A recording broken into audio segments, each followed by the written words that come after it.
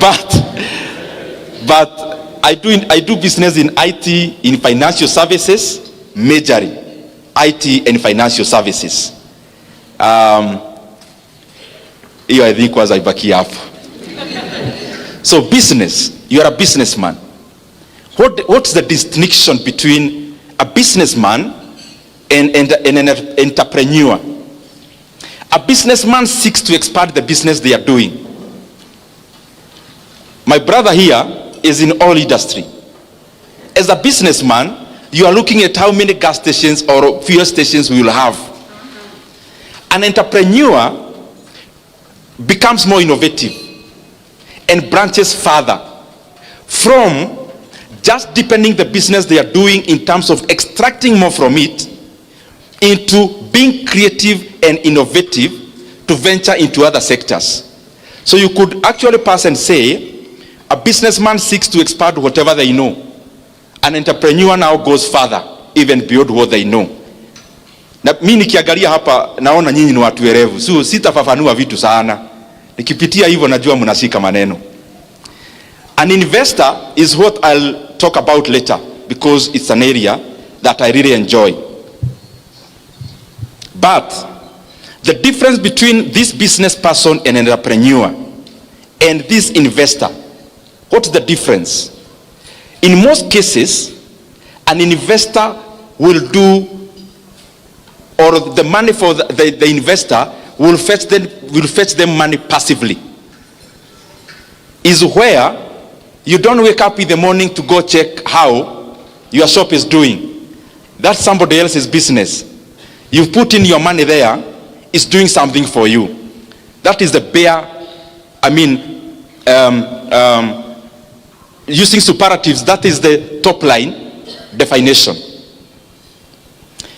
I want to talk about just a few basics because I've started many businesses also. Just some basics we may note here, and especially those who said they are huge business people. I saw your hearts. You said you are doing very well in business, but for now it is in the mind. Just for now it is in the mind. One of the basic, I have seen it is important.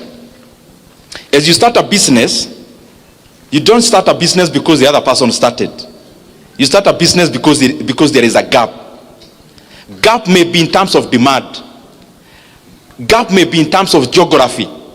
It could be the same product, it is somewhere else, but it's not yet in a geographical area that you are seeking to establish. That could also be a gap. Value creation. You can make money faster through creating value than through extraction. Many times you want to do business to extract money from people's pockets. And that is why you realize, and especially in a church setup, when you do business, you want people to sympathize with you because you go to the same church to buy your product for that reason. That is not a reason enough. Just because I know you and you are my relative, you ought to create value. It is me who should be looking for your product. You shouldn't overconvince me simply by appealing to the soft side of how we know each other.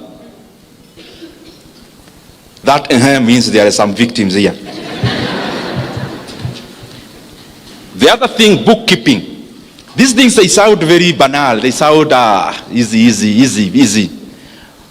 Bookkeeping. There is a story I keep giving all the time, and I'll give it. There is a time, me and my siblings, tukaenda nyumbani. Of course, we have a cow like all of you in Mashinani, or we had. So my mother anatembea Nairobi, siwezi lala hapa, nani atakamua ng'ombe? All the time anaumwa na mgongo, nini? Ng'ombe. So siku moja tukaenda, kamwambia madheka hapa chini, kuja na kalamu. Hebu tuone hii ukulima yako inakufikisha wapi? Unapeleka kwa dairy how many liters? These liters. Okay. Ukiendea, unapeleka dairy, then unaendea chakula ya ng'ombe kwa dairy. Hata hiyo arrangement iko hapa Nyeri. So you are given the net after wametoa chakula. Hiyo net unalipa mfanyikazi mwenye alikusaidia siku 2-3, na unalipa pahali umekoboa you have leased some land for Napier grass. After we did the math, we realized, you know, I'm using that as a businessman. This is a businessman, a farmer in you can say now in agro processing or something like that, to sound sophisticated. Now, after kufanya hesabu, we realized the M-Pesa we sent home to the mother, to my mother, we don't send her money. We said what? We said the cow. Only that we use her phone. Because after doing that math, it taught me one thing that we all do, especially owners of small businesses. We never track our progress. So we never know whether we are mark timing or we are making progress. And the best way to do that is to use data. Data could be in terms of number of customers served, in terms of bottom line. Me, I like looking at bottom line. After all is said and done, it is not if you are a person doing oil, your business is not to fuel other people's cars. Your business is to make money. In economics class we say, it is not out of the benevolence of the baker that we enjoy our daily bread. It is out of their selfish interest to make money that we get Ken Blessed coming to our local shopping center every day. And in the economic interaction, selfishness is what bites the economy. You buy a matatu there seeking to make money, and me, I open a hardware seeking to make money. That interaction of the market is what creates the economy. So as you start your small business early enough, track progress so that you actually know whether you are overstaying in a redundant area for too long. Market. Many times we are limited by what we know in the mind hapa. But do you know now with internet, there is a lot you can do. You look at market, whatever product you come up with, and please, especially those whose businesses are in the mind, polish your ideas slightly further. Don't just do a business. You know, kuna business tu yani unafanya unaona, you need to think deeper. Especially those who have not yet risked or staked their money. Use more time to think than start. So that you first of all think about the market. The market may not be limited to where you already know and can see with your eyes. Study. I'm not saying you hire professionals to do that. Do basic, even with the internet. Those who are already doing business and you have some capital, focus on there is something I keep thinking about, and I also do. Look for businesses whose barrier of entry is high, almost blocked. The highest margins are in businesses that have got high barrier of entry. Barrier of entry may be in terms of knowledge. Barrier of entry may be in terms of capital. For example, if you had 2 billion shillings in Kenya now today, and you are talking about building a real estate in terms of flats, me, I wouldn't, because everyone can do that. For example, if you look at banking in Kenya, yes, the core capital was increased. It has been 1 billion shillings. But do you know there are so many Kenyans with that kind of money? That is already a niche where the barrier of entry is too high. So even if there are like 40 banks, they operate like oligopolies.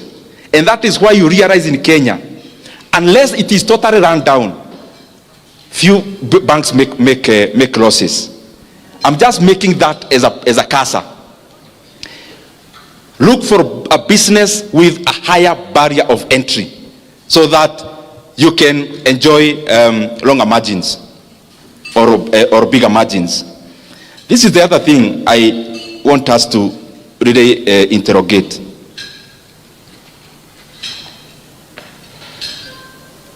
In my village, just like yours, my former teacher retires. The first thing they do is to buy a matatu. hapo kwa shopping center yetu anajenga hapo, pesa ya retire karibu wote. What am I trying to say? Those businesses are good.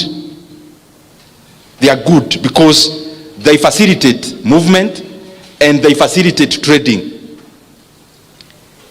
But probably even my brother and sister in the same industry, there is much more they can do around there. What am I trying to say?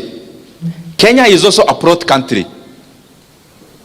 Yani kama huna we measure your success by how many plots you have. Maybe we'll talk about that later. Nikienda kumaliza.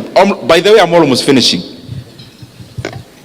Now, allow me now these minutes because I can see here, next time, this one here, this is the lead sponsor.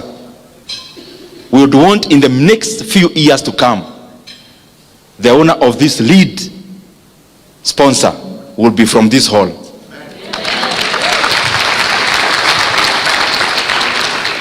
And therefore allow me the remaining minutes, even if you do not understand what I'm saying, and I only talk to 2 people who will do that, I'll be satisfied. So if you do not understand the things I'll be saying, uniwie radhi. Because I would rather talk to 1 table who may actualize, become this, than talk to all of you and start small dots of businesses. And because we have brain and capacity to all be here, let in the next few years, there'll actually be an auction in this hall, all of us bidding to be this.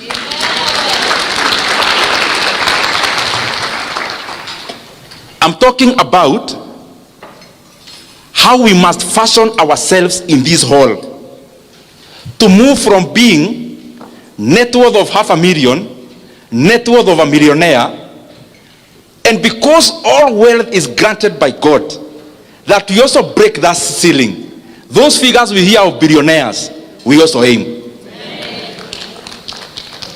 And number 1, moving from that comfort, I'm trying that we move from that comfort of being a dealer for Oilibia or for Total, to being the Total yourself. That's what I'm trying to say.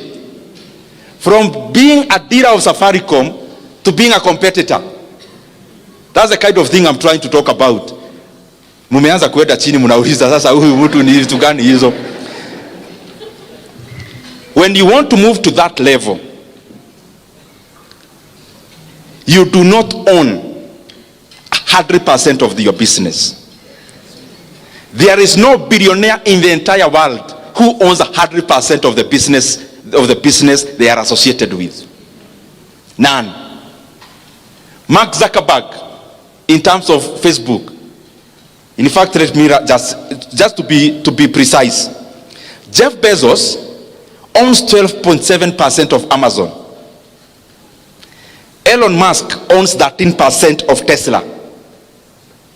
Bernard Arnault, the one for Louis Vuitton Moet Hennessy, is is the richest man in France actually. He owns 46% of LVMH. Warren Buffett, the renowned investor of Berkshire Hathaway, owns only 16% of Berkshire Hathaway. Larry Ellison, the one for Oracle, owns 35% of Oracle. Bill Gates, as I talk to you now, all of you know Microsoft is owned by Bill Gates. He owns less than 1% of Microsoft. Coming to Kenya, when you ask somebody who owns Cooperative Bank, they tell you Muriuki, the CEO. He is actually from here, Nyeri. He owns less than 5% of Cooperative Bank. But what is 5% of Cooperative Bank?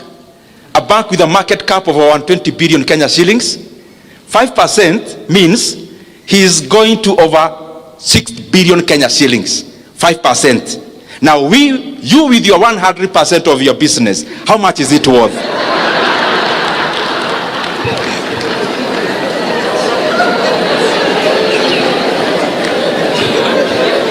There is a friend of mine who is also my mentor. Can you tell me by a show of hand who owns Equity Bank? By a raise of hand, tafadhali. I'll pay something for that. Naona Wakikuyu ni wengi hapa mkono. Who owns Equity Bank? Monga. Very good. He is also a good friend of mine.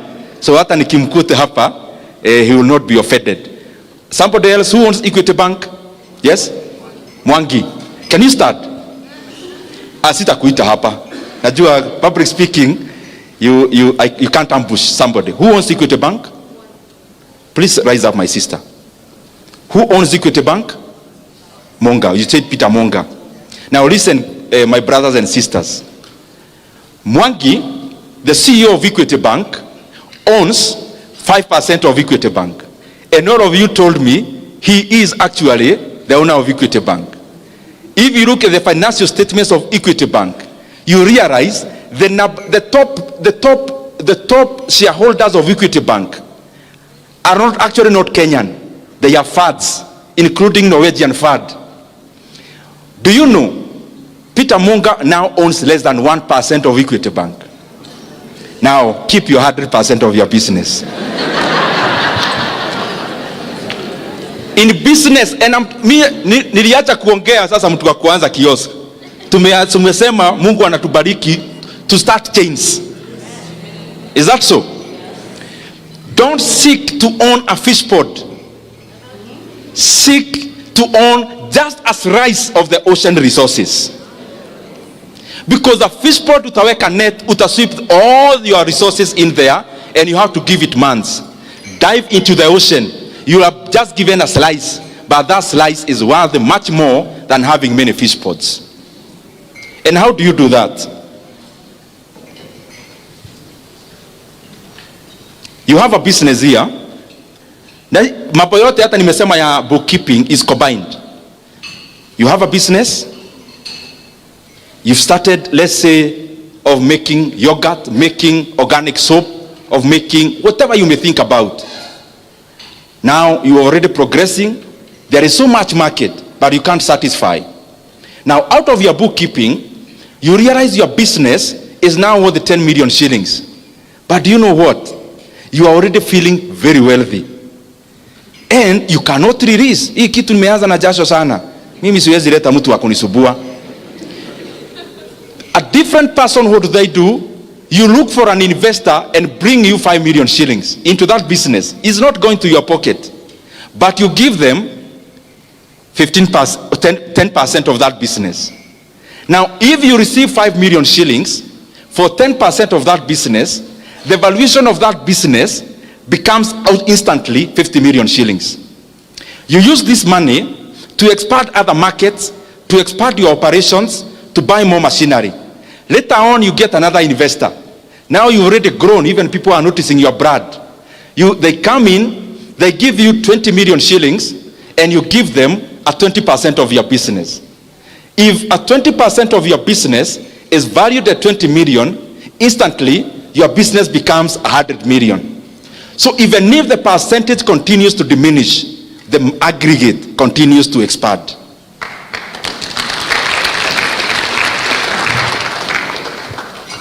Now, umepata kazi juzi, bank. You are now doing business very well as a contractor or anything else. Your first money, what do? Buy a plot. Then after buying a plot, build flats. Guys, my brothers and sisters, big companies like the one I quoted, including Equity Bank, including their own headquarters, is leased. They don't own. So you want to tell me, in your mind you have more CFAs, you have more actuaries, you have more financial advisors than Equity Bank?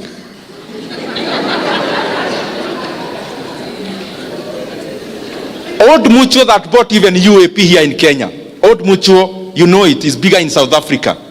Old Mutual, I saw in the Business Daily this week, they have put up for sale all their real estate assets in the entire East Africa. Wanasema, please come and buy. Hatutaki. Do you know, including that landmark tall building in Nairobi? Ile Christmas wanawekaga vitu hivi mataa mingi tunaona huko. After you anauza, you can go buy, maybe it's around 5 billion. Now, this is a company that is already divesting from real estate. And I am saying that with all due respect with my brothers who are in that business. I'm now talking to the buyer, not the seller. Other than the house that you live in, and other than the farm that you need, what is this plot you have in Kitegera, and the other one in Kamuru, and the other one in Kigajo, and the other one in Narumoro? Ni ya nini, ni ya kufanya nini?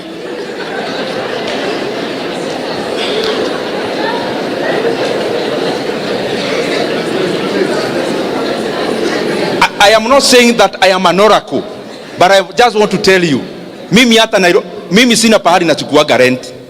Because you realize this business of building things, building, you are actually doing it for the satisfaction of the people who live in, not for you to make money.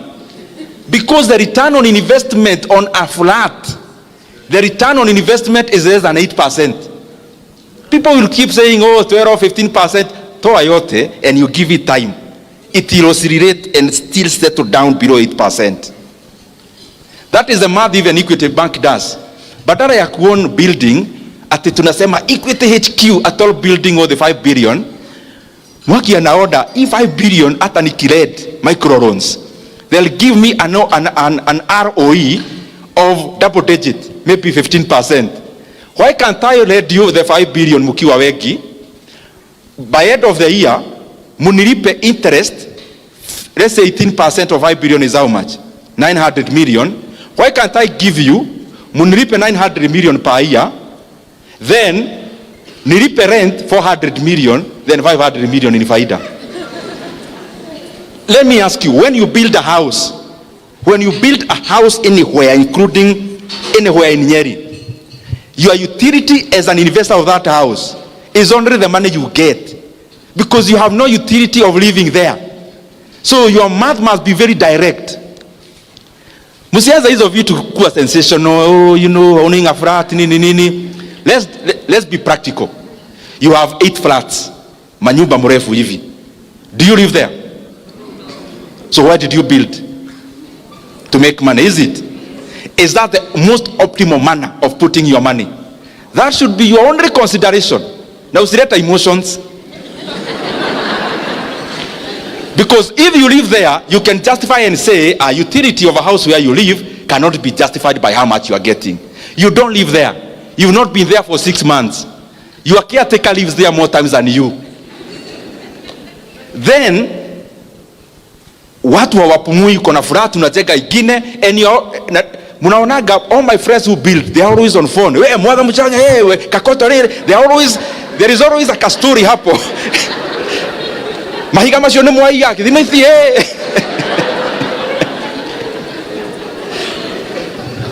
Even if you want to own that flat, why can't you invest where you are getting double digit? After getting that double digit, wait for your brother angangane na simiti kuibiwa, angangane na nini. Wewe ukipata ROE yako ya 18%, after 5 years, through the faida peke yake, uende ununue akuwe amechoka on your behalf. Fanya hesabu, my friend. The other thing is that you do not need to use your money all the time. I do a lot of mentorship for university students in my office. And when they come, everyone, when they want to start a business, ni kama kamanyu kanapeanwa pahali. Sasa nikimaliza kuongeleza hivi na venye nimejikakamua leo, hata siongei siasa ati ni juu ya biashara. Then nikitoka hapo, unajua utaniuliza aje, okay, umeongea vizuri, where do you get capital?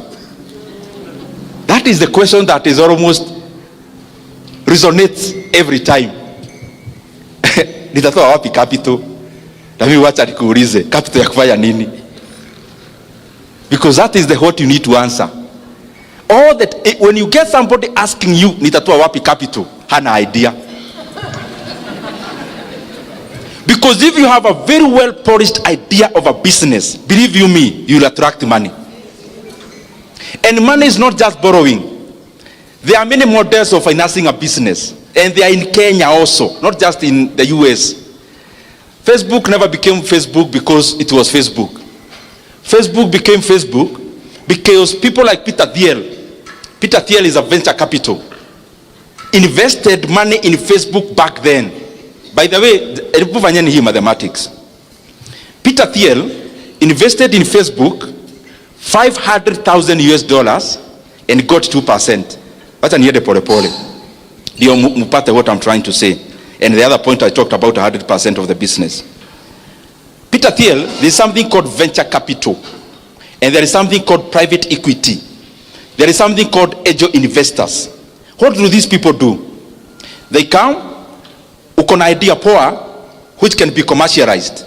They give you money to start, but other than being alone, you see a stake in your company.